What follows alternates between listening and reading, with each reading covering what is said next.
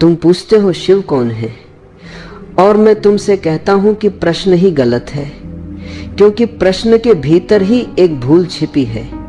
तुम किसी व्यक्ति को खोज रहे हो, तुम किसी चेहरे की तलाश में हो, तुम किसी ऐसे को ढूंढ रहे हो जिसके सामने झुका जा सके, जिससे कुछ मांगा जा सके, जिसे प्रसन्न किया जा सके। लेकिन शिव कोई व्यक्ति नहीं है। सदियों से तुम्हें एक भ्रम में रखा गया है। पंडितों ने, पुरोहितों ने, विद्वानों ने एक गहरी उलझन पैदा कर दी है। उन्होंने दो बिल्कुल अलग चीजों को मिला दिया है। उन्होंने शंकर और शिव को एक समझा दिया है, और यह भूल साधारण नहीं है, यह जीवन और मृत्यु का प्रश्न है। शंकर एक रूप है। शंकर वह है जिन्हें तुम कैलेंडरों में देखते हो, मंदिरों में देखते हो, कैलाश पर बैठे हुए, जटा में गंगा धारण किए हुए। उनका एक शरीर है, उनकी पत्नी है पार्वती, उनके पुत्र हैं गणेश और कार्तिकेय। उनका एक इतिहास है, वे जन्मे थे और उनकी एक कथा है। शंकर प्रथम योगी हैं, पहले जागे हुए मनुष्य हैं, लेकिन फिर भी वे मनुष्य हैं। वे एक रूप हैं और हर रूप सीमित होता है। हर रूप को एक दिन विलीन होना ही होता है, यहां तक कि शंकर को भी। लेकिन शिव मनुष्य नहीं, शिव कोई रूप नहीं, शिव कोई देवता नहीं है जो कहीं हिमालय में बैठा हो। शिव शब्द के भीतर ही रहस्य छिपा है। संस्कृत में शिव का अर्थ है वह जो नहीं है। इस पर गहराई से ध्यान दो। जो कुछ भी है, वृक्ष, पर्वत, तारे, तुम्हारा शरीर, ये सब सृजन है। ये आता है और जाता है। तारा जन्म लेता है, तारा मर जाता है। शरीर जन्म लेता है, शरीर मर जाता है। अस्तित्व एक सतत गति है। लेकिन वह क्या है जो तारों को थामे हुए है? वह क्या है जो आकाश गंगाओं को संभाले हुए है? वह है रिक्तता, वह है विशाल, मौन, अंधकारमय शून्य। वही शून्य शिव है। तारे उसी से आते हैं और उसी में लौट जाते हैं, लेकिन शून्य स्वयं कभी पैदा नहीं होता और कभी मरता नहीं। वह शाश्वत है, वह अस्तित्व की कोख है। तुमने खिड़की के चौखट की पूजा शुरू कर दी है।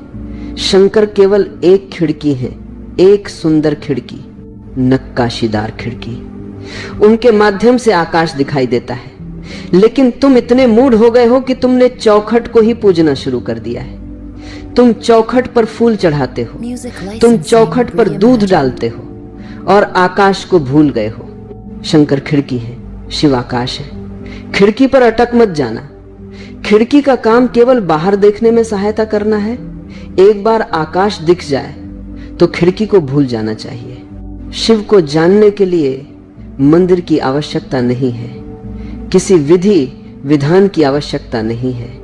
केवल एक बात की आवश्यकता है, खाली हो जाने की, आकाश जैसा हो जाने की। जब तुम ध्यान में आंखें बंद करते हो तब क्या देखते हो?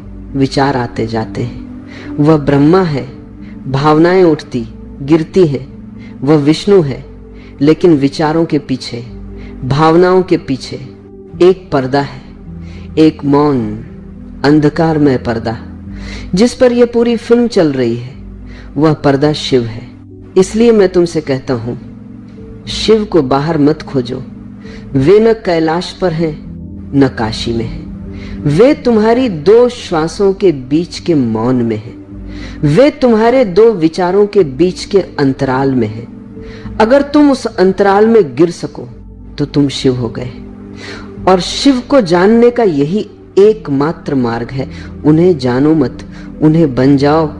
लेकिन उन्हें बनने के लिए तुम्हें पहले अस्तित्व की भाषा समझनी होगी। तुम्हें बाजार की भाषा छोड़नी होगी, जहां हर चीज एक वस्तु है, एक माल है। तुम्हें नोथिंगनेस की दुनिया में प्रवेश करना होगा।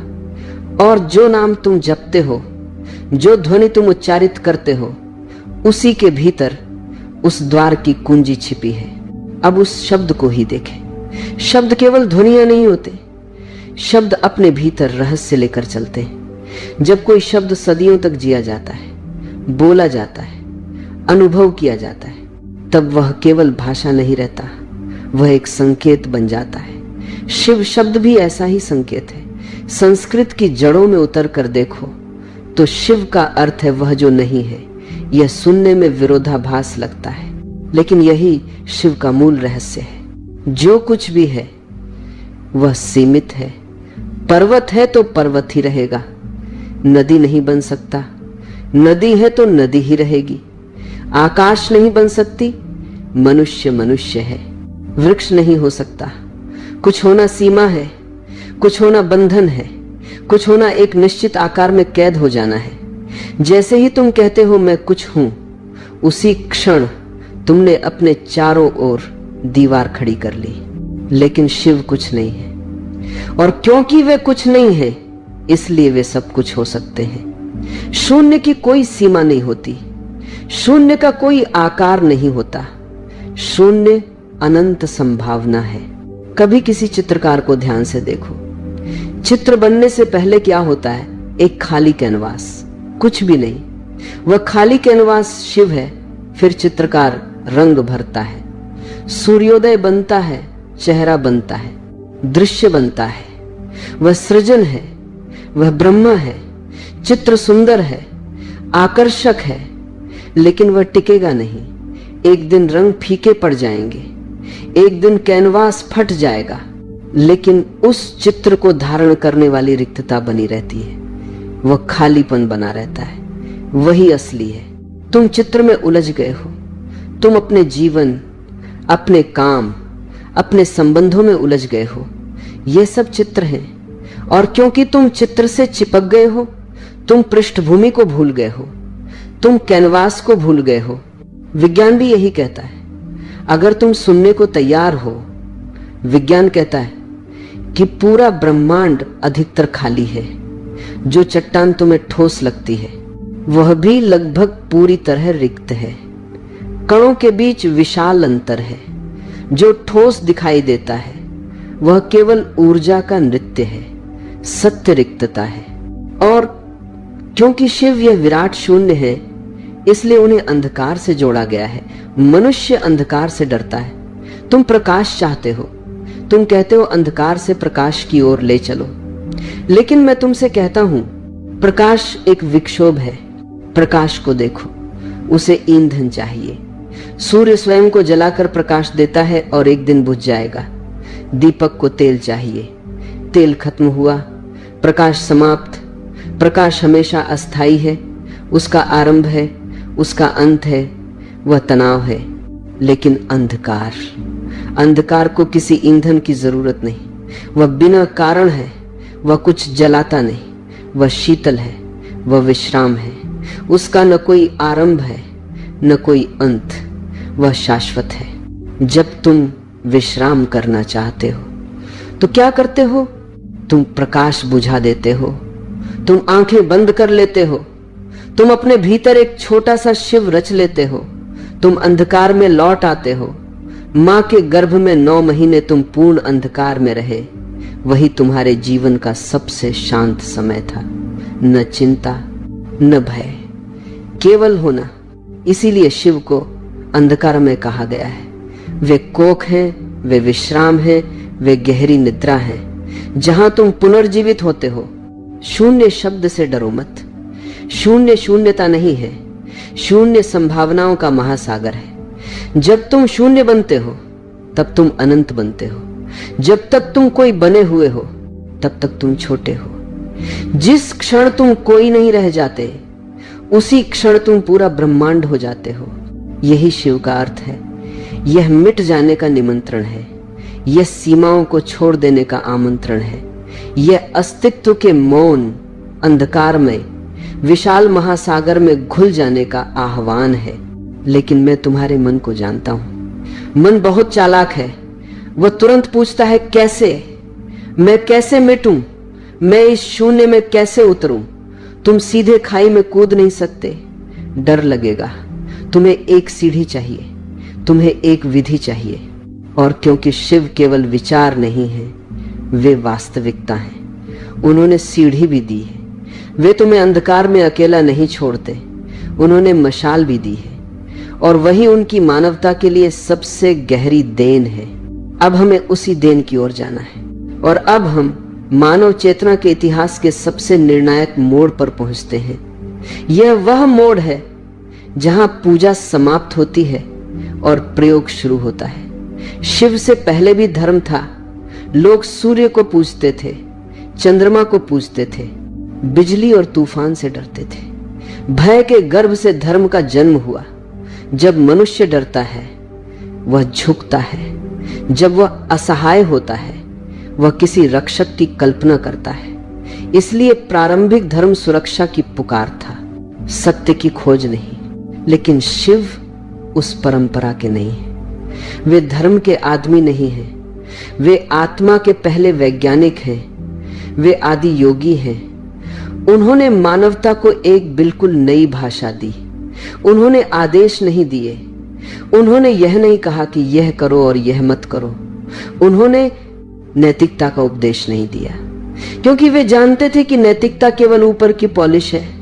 तुम किसी चोर को चोरी से रोक सकते हो, लेकिन उसका मन तब भी चोरी करता रहेगा। बाहर का आचरण बदल सकता है, भीतर की चेतना नहीं। शिव को तुम्हारे चरित्र से कोई विशेष दिलचस्पी नहीं थी। उनकी पूरी चिंता तुम्हारी चेतना थी, क्योंकि चेतना बदले बिना चरित्र बदलना केवल ढोंग है। चेतना बदली तो चरित्र अपने आप बदल जाता है। इसीलिए उन्होंने संसार को विज्ञान भैरव तंत्र दिया।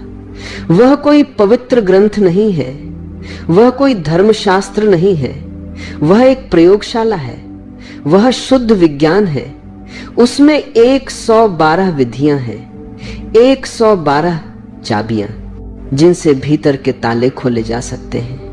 और यहां शिव की वैज्ञानिक प्रतिभा चरम पर दिखाई देती है। उन्होंने सभी संभावनाओं को समेट लिया है। 112 से अधिक मार्ग नहीं है, कोई 113वां मार्ग नहीं है।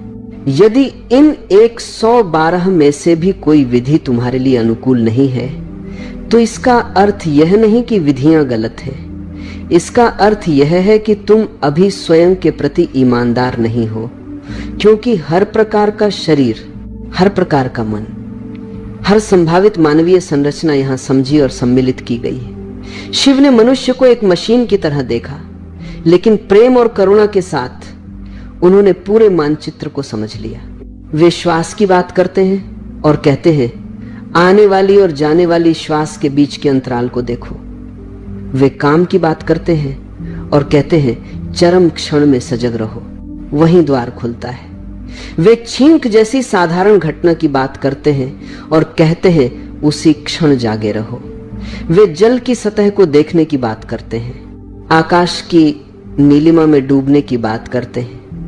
वे कुछ भी पवित्र या अपवित्र नहीं कहते, उनके लिए सब कुछ प्रयोग है। शिव कभी नहीं कहते कि मुझ पर विश्वास करो।